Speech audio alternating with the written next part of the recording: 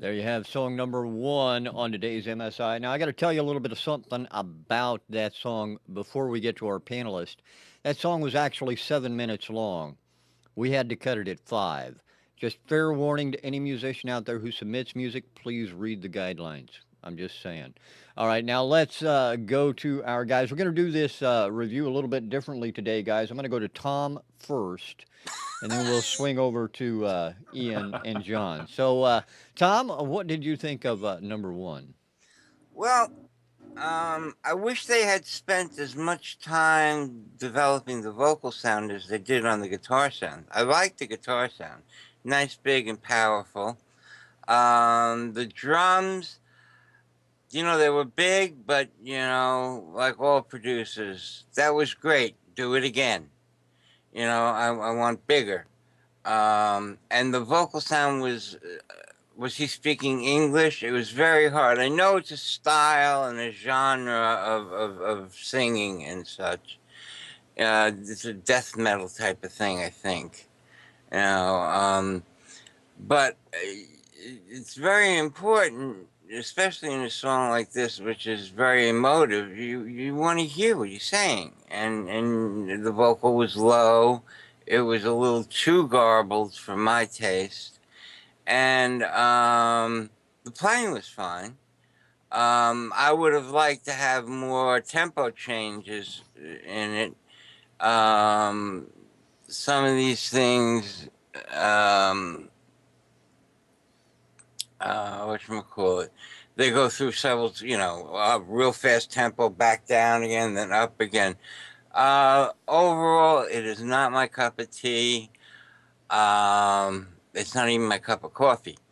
But it needs some work, and but it ain't that bad, It's just like burnt coffee. It's coffee. I'll drink it anyway.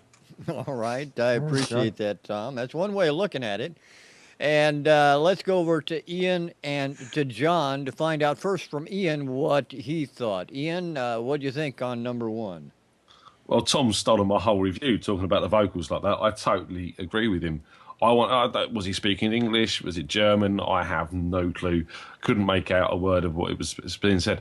I think he was upset. I don't think he was very happy about something. And I think he might have been upset at the touch of laryngitis he's suffering from, which is why he shouldn't be recording.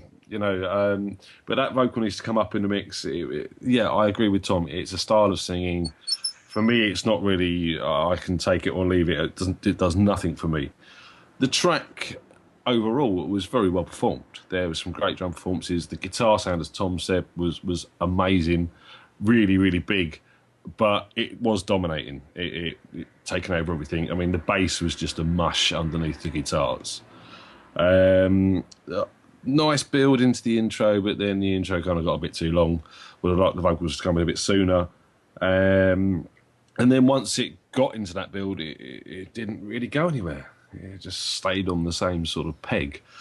As I said, yeah, it's that sort of death black metal thing. If I'm going to listen to black or death metal, which I don't very often, to be honest, I want it to be faster, harder.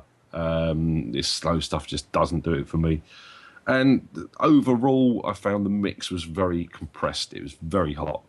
Everything was on top of each other. There was no space. Just with them guitars up front and nothing else. So, yeah, it's probably good for the genre that it is. Not my cup of tea at all. Well done to a point, but needs some attention. All right, John, your thoughts on this particular track? Well, I'm very diverse in my musical taste, and I love the track. I like the power and the drive it has, and it's the energy behind it, and so on. And I think it's got a great groove, actually, if you get into it. And I don't think one should dissect it so much. I like the opening riff and how it built on that. And I'm referring to the track. I was waiting for the vocals, and I was sadly disappointed when the vocals did appear. And I think they're the main things with the track. I would take the vocals away from it and create a new vocal track completely, a different sound, different vocal approach to it. and ultimately end up with a piece of material that had a bit more meaning. I don't know what the song, we call it a song, is about. I mean, what is the message of it? I love the energy, the feel, the musical feel, the musical content, and I wouldn't, that I do. But the voice, no, it is the wrong voice to me. I don't understand what it's saying. I don't know what the message is. I don't really know what the idea of it is, and there it failed for me. But otherwise, I do like the groove. All right, I appreciate that, gentlemen. And as I said, that track, you guys didn't get to hear all of it. It was 7 minutes long. And the last part, just to let everybody know, the last part of that track was an extended fade. So, yeah, just got to let you know about that. Now, that track. Oh, Ian's favorite thing, a 2-minute fade. Exactly, a 2 minute fade. That track was called Dysphoria by Aeon Arcanum. Aeon Arcanum with Dysphoria, and we appreciate the fact that they submitted that song to MSI. Just And knowing it had a 2-minute fade has made it fall out of appeal even more with me now. I didn't even hear it. Just knowing it had one. yeah, it was a long fade. There's no doubt about that. It was an extremely long one. I particularly like that genre of music. Not a lot of people know that, but I do. I really enjoyed that track myself. Now, gentlemen, every week after we listen to 3 tracks, you guys got to pick out a song of the week. This week is no different. I'm going to leave it up to you, let you fight it out, and pick a song of the week, gentlemen. Can't we just go over to Ian's house and have a drink? Yeah, you can do that after you pick a song of the week.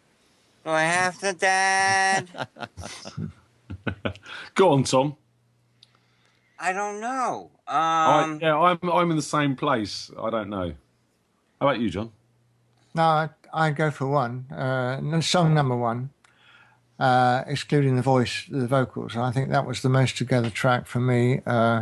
Great drive and great thing, and I couldn't stand the voice. But out of the 3, although I don't to be honest with you, I don't feel 100% happy about any of them. But I think the first one for me did the most for me as far as feel is concerned. Yeah.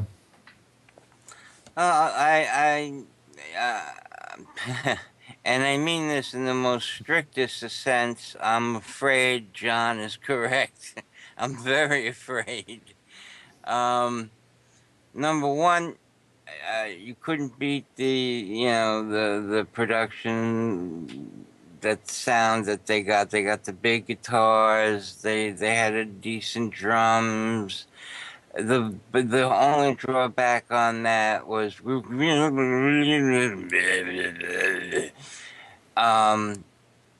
if I could have understood the vocals, I might have happily voted for it rather than sadly. But number 1. Ian? Yeah. You see, there's a part of me that's telling me if you go at number 2, it's that child in me, that Disney fan. And it's because it's a good song. You can't deny it's a well-structured song. Yes, it's cheesy, but it's commercial. It's marketable. It may be a bit dated, but it probably would find a place somewhere in today's day and age. Number 3, it's it needs a lot of work, but it's got a bit more feel than the rest of them from the point of view of how it is. It's spacious. It's not full on. It's not there in your face all the time. But I've got to agree. Number 1, and it is sadly is probably the song of the week. All right. Well, there you have it. Song of the week is song number 1, Dysphoria by Aeon Arcanum. Now, there was something I was going to say here, and I can't remember exactly what it was. Oh, yeah, I do remember exactly what it was. Another decision we make on this is, are any of these songs, do you believe, radio friendly? And when I say radio friendly, should we put them on MSI radio? No. I would say no. Is that a quick enough answer for you, Rich? That's one of the 3 answers I'm looking to hear. I join Tom in that respect. No. I have to agree. I mean, maybe number 1 because it's song of the week. But yeah, no, generally. No, I don't think that would stand up either because of the vocals. But yeah, no. All right. Now, just to let everybody know, the chat room totally disagrees with you guys. They think number 2 should have been the track all the way. Well, that's why we're on the web and they're in the chat room. You're going to make so many friends in high school, Tom. If he ever gets to high school. Oh, goodness. Well, there you have it. The song of the week, again, Dysphoria by Aeon Arcanum. And, John, thanks so much for being here. It's been too long since we had you on. We need to get you on more often. Oh, I'd love that. I had a great time. Really, really good. I just want to start a rumour for John. There is a rumour, John, right, that the whole of Alaskan Records catalogue could be digitally distributed soon, right? It's a rumour. True, yes. But, our friends don't know what's on the Alaska Records catalogue yet. Well, maybe they should go and check it out. Yeah, exactly. Yeah. Oh, absolutely. That's great. Great news. Glad to hear that. Again, thanks for being with us, John. And Ian and Tom, as always, happy to have you along for the ride. We're going to play out with Aeon Arcanum, their Song of the Week selection, Dysphoria, after Ian interrupts me. I've done it quietly. Did you like that? I know. My new way. How cool was that? Who's on next week? Who's on next week, Rich? Well, I believe it's a female. Oh. So it's all going to go to shit then. Yeah, probably. It probably will, but that's okay. Wait. Who's on next week? Taylor Van Arsdale, ladies and That's gentlemen. exactly. You know what she said she was going to wear the next time she came on, Tom? What was that? Not a lot. That's exactly right. Wow. So, All yeah. right, come on. Then I want to come on have next her week. I'll have her over for dinner.